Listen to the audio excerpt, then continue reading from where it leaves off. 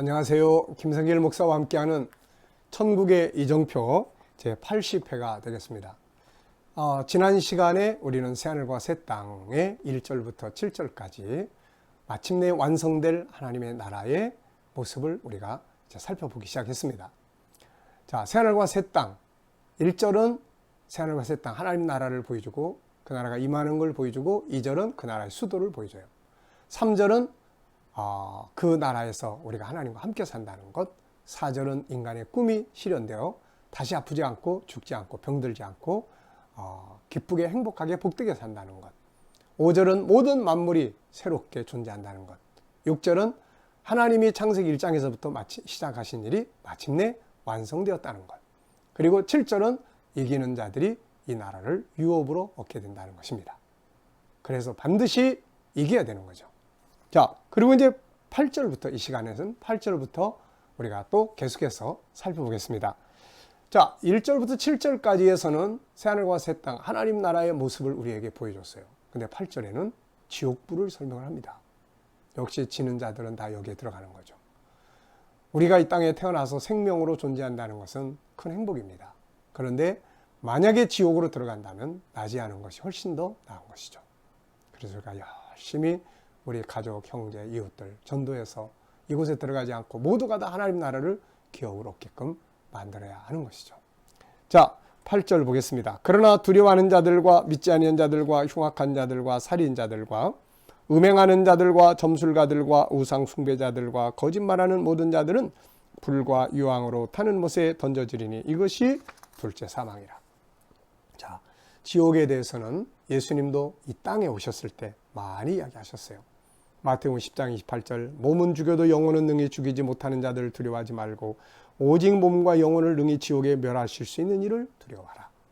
마태복음 13장 41절 42절 인자가 그 천사들을 보내니 그들이 그 나라에서 모든 넘어지게 하는 것과 불법을 행하는 자들을 거두어내어 풀무불에 던져놓으리니 거기서 울며 이를 갈미 있으리라. 지옥에 대해서 많이 말씀하셨어요. 마태복음 18장 8절 9절 25장 30절 25장 41절 특히 누가복음 16장 19절 31절에서는 부자와 나사로의 예를 들어서 사람이 사후에 천국에 가든 지옥에 가든 하게 된다는 것을 분명하게 말씀해 주셨습니다. 베드로 사도를 비롯해서 모든 사도들도 그들의 글 속에 멸망이나 심판, 영원한 형벌 이런 이야기들 많이 했습니다. 이게 전부 다 지옥에 관계된 이야기들이에요. 자, 이처럼 성경은 천국을 증거할 뿐 아니라 죄인들이 들어가게 될 지옥에 대해서도 많은 부분에서 증거하고 있습니다. 최종적인 장면들을 증거하는 요한계시록에서 새로운 세계인 하나님의 나라와 영원한 형벌의 장소인 지옥을 보여주고 있어요. 그래서 주님은 사람이 세상에서 가장 기뻐해야 할 일은 그 이름이 생명책에 기록된 것이라고 하셨고 사람이 가장 두려워해야 될 일은 지옥에 들어가는 것이라고 말씀을 하신 겁니다. 우리는 나 자신뿐만 아니라 내 가족, 형제, 이웃 나아가서는 온 세계 모든 백성이 이 멸망의 장소에 들어가지 않고 영광스러운 하나님의 나라를 유업으로 얻을 수 있도록 해야 되는 것이죠. 우리 이것 때문에 울고 이것 때문에 희생하고 이것 때문에 전도하고 애써야 되는 것입니다. 자, 이제 21장 9절부터는 하늘의 도성을 이야기를 해요. 앞에서는 하나님 나라의 성격을 이야기했다면 이제는 하나님의 나라의 수도인 예루살렘 성의 구조와 만들어진 모습들을 소개를 합니다. 21장 9절입니다. 7 대접을 가지고 마지막 7 재앙을 담은 7 천사 중 하나가 나와서 내게 말하 이르되 이리 오라 신부 곧 어린 양의 아내를 내게 보이리라 하고 21장 10절 성령으로 나를 데리고 크고 높은 산으로 올라가 하나님께로부터 하늘에서 내려오는 거룩한 성 예루살렘을 보이니 이것은 상징적이거나 영적인 것이 아니라 실물입니다. 그래서 아브라함도 이 성을 봤고 바울도 가서 이 성을 보고 와서 위에 있는 예루살렘, 하늘의 예루살렘이라고 분명하게 이야기를 하고 모세는 이 예루살렘의 모형으로 성막을 만들어 놓은 거예요. 이거를 갖다 상징이다, 이걸 갖다 비유다 이러면서 풀어서 없애버리는 어리석은 사람들의 말을 따라가서는 절대로 안 될 것입니다. 앞으로 이제 이 천국의 이정표 그리고 천국인들의 삶에 대한 이야기를 마치면 제가 이것을 좀 정리하려고 합니다. 신천지의 요한계시록, 우리가 믿는 요한계시록, 특히 원리강론 통일교가 믿는 원리 강론에 대한 비교, 이런 걸 통해서 신천지가 얼마나 잘못된 이론을 가지고 있는지 우리가 이것을 한번 세부적으로 비교를 해보려고 합니다. 그때 그 부분에서 자세하게 신천지나 잘못된 이론들에 대해서는 말씀을 드리도록 하겠습니다. 자, 이제 21장 11절로 14절은 그 성의 이제 모습을 소개합니다. 하나님의 영광이 있어 그 성의 빛이 지극히 귀한 보석 같고 벽옥과 수정같이 맑더라. 높은 성곽이 있고 12문이 있는데 문에 12천사가 있고 문들 위에 이름을 썼으니 이스라엘 야손 12지파 이름들이라. 동편의 세문, 북편의 세문, 남쪽의 세문, 서편의 세문이니 성곽의 성의 성곽에는 12기초석이 있고 그 위에는 어린 양의 12사도의 12 이름들이 있더라. 자, 이 성은 하나님의 영광으로 비치는 곳으로 지극히 귀한 보석같이 빛나고 벽옥과 수정같이 맑은 곳이다. 이렇게 이야기를 해요. 그 다음에 이 성은 크고 높은 성곽이 있습니다. 12문이 있고 여기에 12천사들이 있고 그리고 문들 위에는 이스라엘 12지파 이름이 있어요. 왜 이들의 이름이 있을까요? 하나님 나라 운동에 문을 연 민족 지파들이기 때문에 성문에 그 이름이 기록이 되는 거죠. 그리고 성벽의 기초석에는 12사도의 이름이 기록되어 있어요. 신약교회를 열어서 하나님의 나라의 복음을 온 세계에 증거했던 사도들의 이름이 기록이 된 거죠. 저와 여러분들의 이름은 어디에 있을까요? 하나님의 생명책에도 있지만 우리들의 처소에 우리의 이름이 기록되어 있을 겁니다. 우리 모두는 우리의 예비된 처소가 있죠. 요한복음 14장 12절에 14장 2절로 4절에 예수님께서 너희를 위하여 처소를 예비하러 가노니 내 아버지 집에는 거할 곳이 많다. 너희를 위하여 처소를 예비하러 간다. 우리 각자를 위한 아름다운 보석으로 만든 집이 우리를 위해 기다리고 있습니다. 사람은 그래서 보석을 좋아하나 봐요. 그 안에서 살도록 만들어져 있으니까요. 네.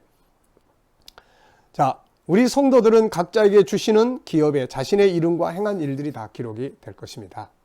자, 15절로 17절입니다. 내게 말하는 자가 그 성과 문들과 성곽을 측량하려고 금갈대자를 가졌더라. 그 성은 네모가 반듯하여 길이와 너비가 같은지라. 그 갈대자로 그 성을 측량하니 12,000스타디온이요. 이것은 1,500마일 그리고 키로수로 하면 2,200km 정도라고 합니다.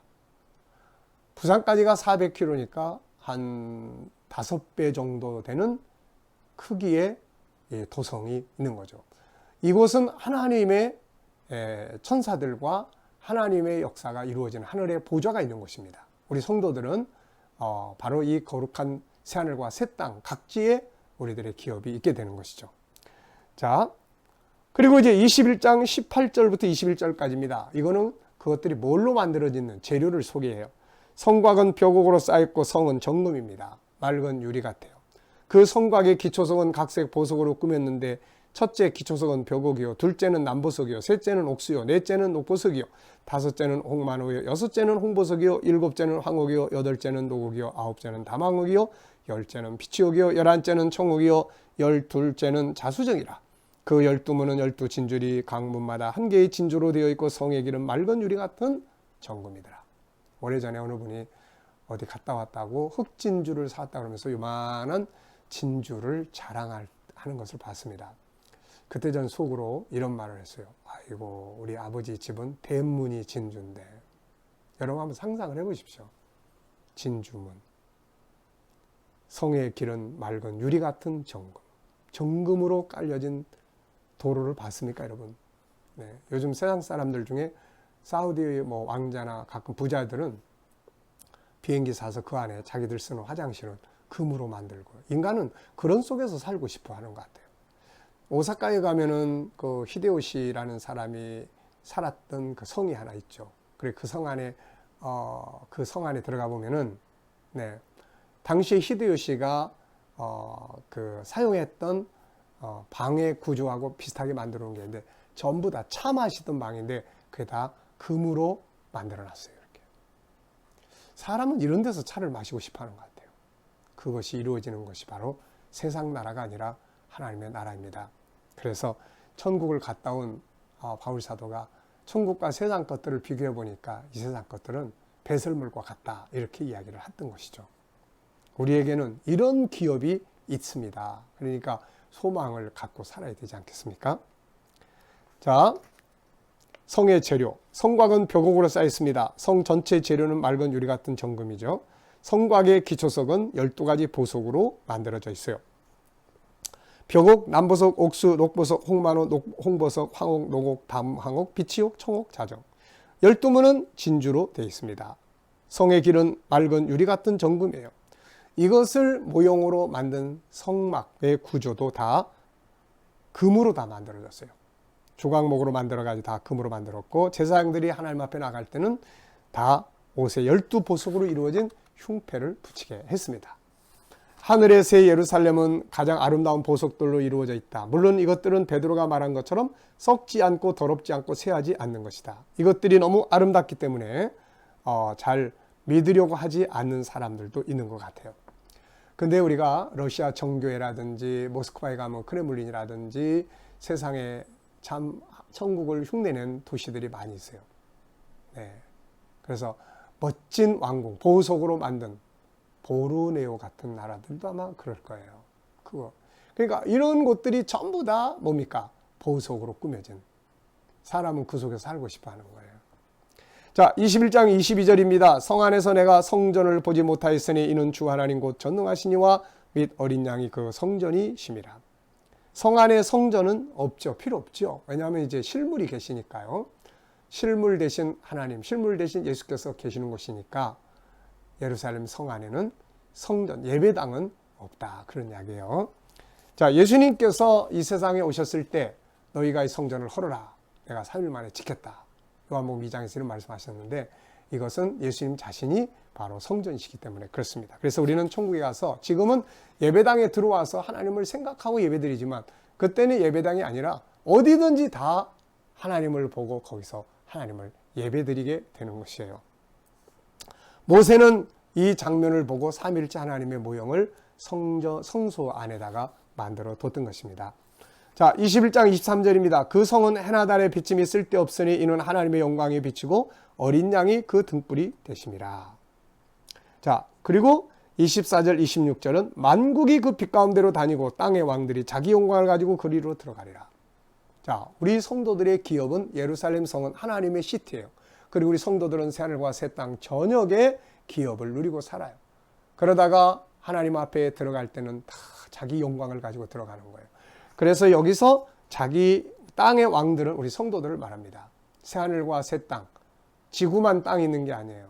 달나라에도 땅이 있고 화성에도 땅이 있듯이 천국에도 새하늘과 새 땅에도 땅이 있어요. 새하늘이 있고 새 땅이 있고.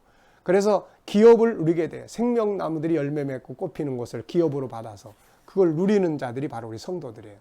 그래서 사도 바울은 디모데후서 2장 11절로 12절에서 우리가 그와 함께 참으면 그와 함께 왕노릇 할 것이다 이렇게 말씀했죠. 예수님께서도 나를 따르는 너희도 12보좌에 앉아서 영광을 얻게 될 것이다. 그래서 이때 우리가 자기 영광을 누리게 되는 거예요. 바울은 우리가 주님과 함께 고난을 받아야 된다고 말하면서 장차 올 영광과 현재의 고난은 비교할 수 없다고 이야기했잖아요. 그래서 참을 수 있고 희생할 수 있고 헌신봉사하게 되는 것이죠. 자, 그리고 이제 21장 네. 자, 27절을 보면은 무엇이든지 속된 것이나 가증한 일 또는 거짓말하는 자는 결코 그리로 들어가지 못하되 어린 양의 생명책에 기록된 자들만 들어가리라.